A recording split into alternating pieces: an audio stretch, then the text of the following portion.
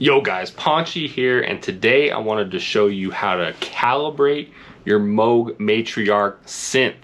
Now, real quick, reasons you might want to calibrate your Matriarch: your oscillators are not in tune. If you've tried tuning with some other instruments, you're playing with your band or whatever it may be, recording, you might notice that your oscillators are not in tune. So this is a good reason to calibrate. You know, if you're moving your synth around a lot, or it's getting warmer, it's getting colder, much like it is here in the States, it's getting warmer, those kind of things can contribute to your oscillators going out of tune. So let's get started. Alright guys, so the first thing you want to do is come over here to the shift button, hold that down, and press the sync button until it starts flashing. So you might need to hold it for a second there. And then to calibrate it, you hold these three buttons over here: play, hold, and tap.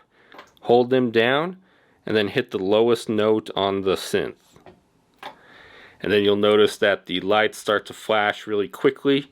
So that's pretty much it. It'll take some time. It's currently calibrating. It might take a little bit of time, but once those lights are done flashing down here, your Matriarch will be fully calibrated and you should be in tune.